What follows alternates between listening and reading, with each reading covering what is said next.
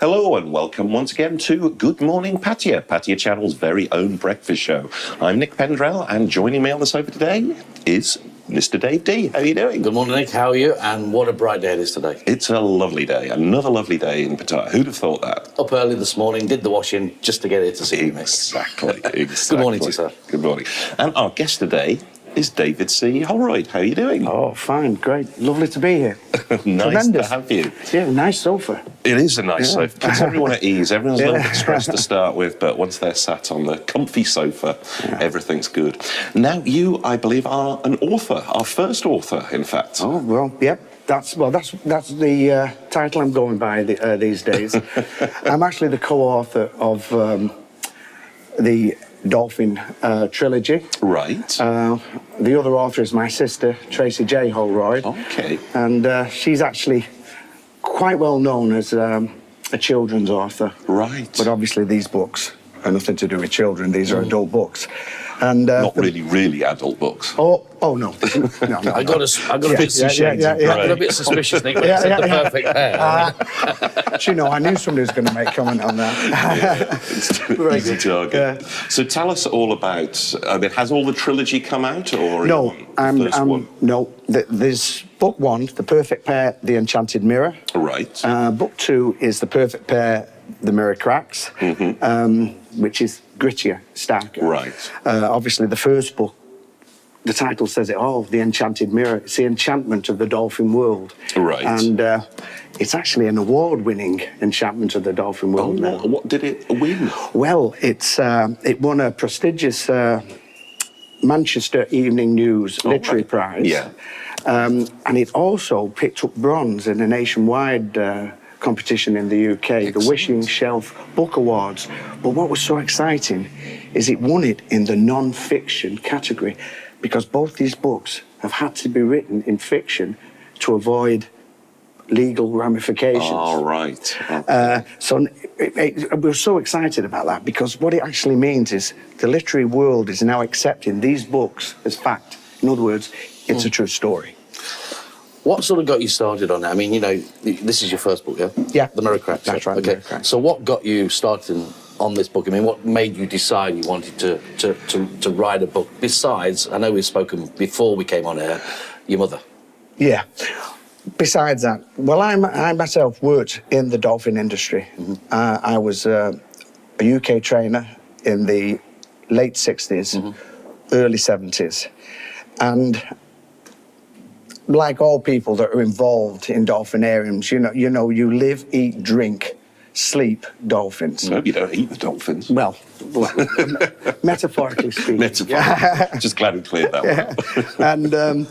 And of course, there also is an awful lot of abuse that takes place. You know, the trainers that work with the dolphins, I know most animal conservation, or animal activists, should I say, not conservationists, would actually say that the trainers like the big bad wolf. It's not really the case. The trainers become just as much a prisoner as the cetaceans that they are actually training. And what normally happens in these big commercial outfits is that, you know, you have an awful lot of psychotic dolphins, psychotic killer whales, and basically psychotic trainers.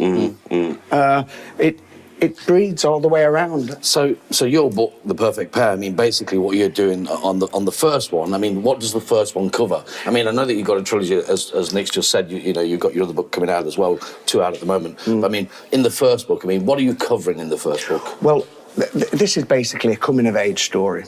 When the young trainer, David Capello, gets his first break to becoming a dolphin presenter, obviously that quickly moves on when they figure just how talented he is, and he then becomes a trainer, and then he becomes a lead trainer, and he works what you call in break pens, where dolphins come in from the States, or they did at that time. They're coming in basically from Pattaya now in Japan, but where they come in from the States, raw dolphins, they train the basics, they trained on before they moved to the dolphinariums, the commercial outfits that are littered all over the country.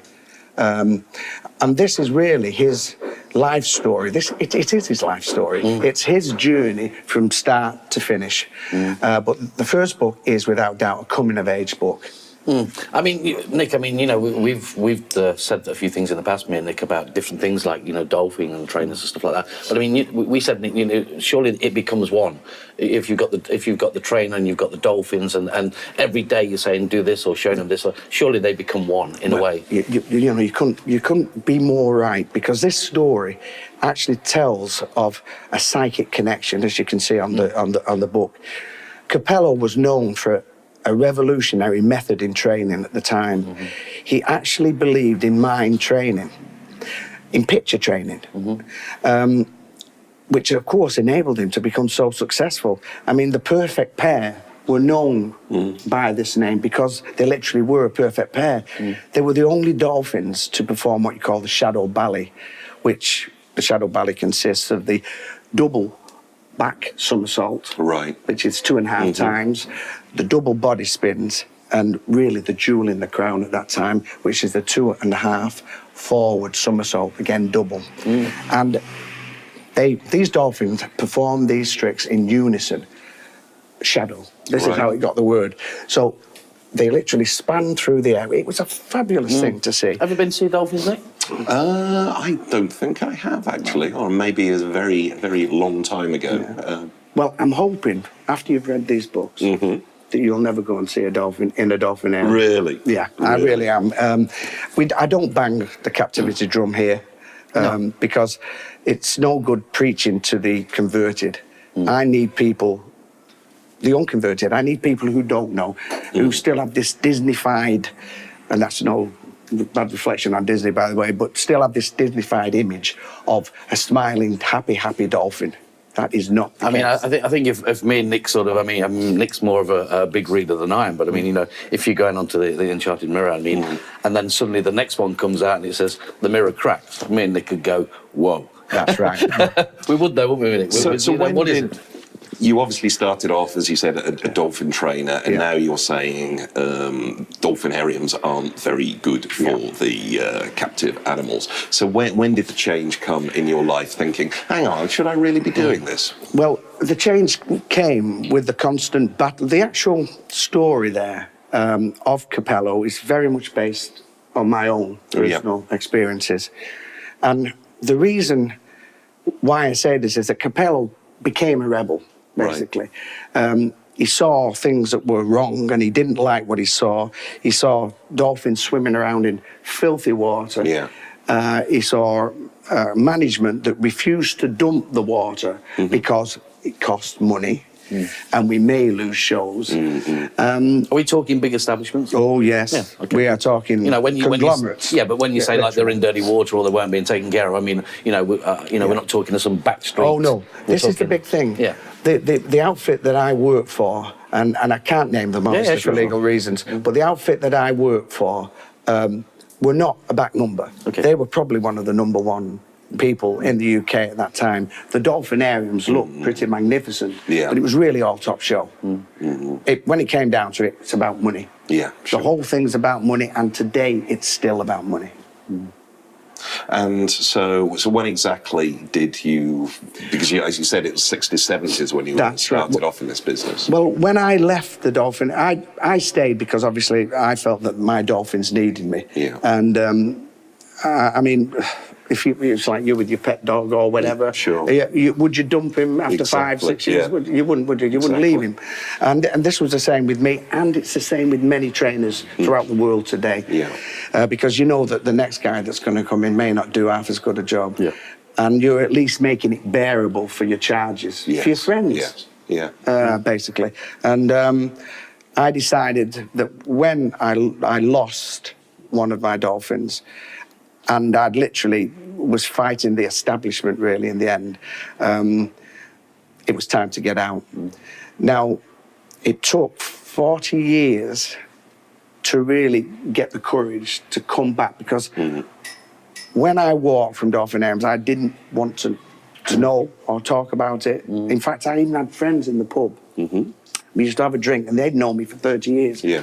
They never knew I was involved in dolphins. Really? They never knew I Wow. was involved in it. And yet, as I say, the Capello character in the book was actually Europe's top trainer and considered one of the world's top trainers.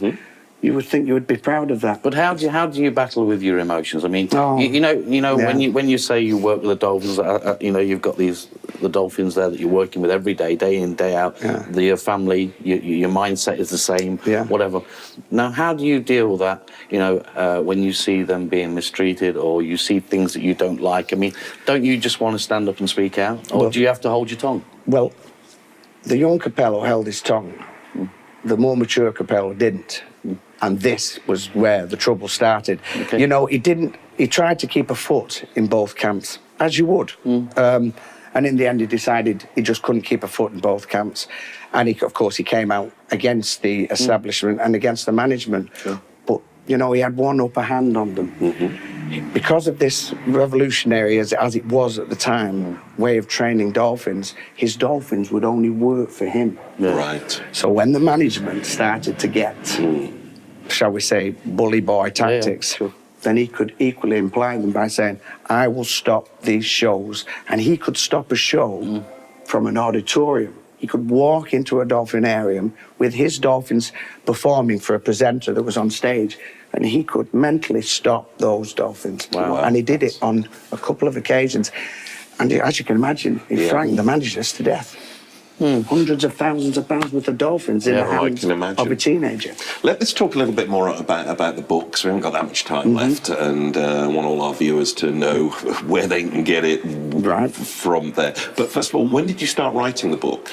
I actually started writing the book about 6 years ago. Right. And it started here in Pattaya. Okay. I met a gentleman called Rodney James Charman in Pattaya. I didn't know who he was at the time, but he was just swimming at the Mikey Mouth, which you're aware of. It's down in Pattaya City there. And I promised him that the next time he saw me, I would give him a book. So 2.5 years later, after crawling up the walls in a rain-sodden UK, I arrived back in Thailand and sought the guy out, and I gave him a book. Oh, that's a nice So one. that was the real bang, So the you know. first one was published when?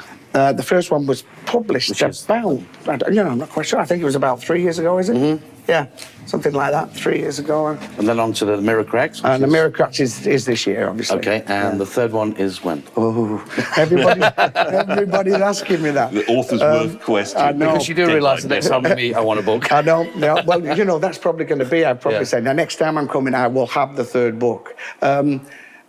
I would say it's a year away because it's growing bigger all the time. And it can't go over a trilogy. It's got to be the trilogy. Yeah, so you've got to put it all into there. Yeah. And how would somebody get hold of a copy in Pattaya? Right. Well, the best people to go to is the book depository because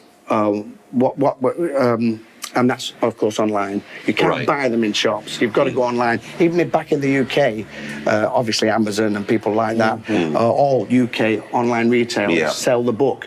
But you can't go into a UK shop and take that off the shelves. Okay. Yeah. Even though it's won awards and it's now Cortex to universities, they've really slammed the doors on it. Sure, I know it's very hard if you're not with a major publisher or with the clout to get in the bookstores. Well, do you know, what was crazy is that nearly every major publisher that's read it, loved it, but has expressed fear of taking it on.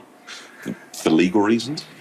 It can't be for legal reasons because my agent sent this book through his law department on 2 separate occasions, and it came back clean in its present format. So online at the moment, then, Nick, is where we can get a copy of That's it. Enchanted Mirror and Mirror Cracks. And the Mirror Cracks. So, Book Depository or Amazon, you just type in The Perfect Pair. The Enchanted Mirror. Yeah. Or David C. Holroyd. As you say, if you type in The Perfect Pair, you might get something else.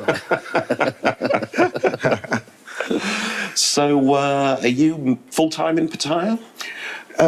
No, I'm only here on holiday. Oh, right. I'll be going back home probably in about 8 or 9 days. And of course, I'll resume writing the books.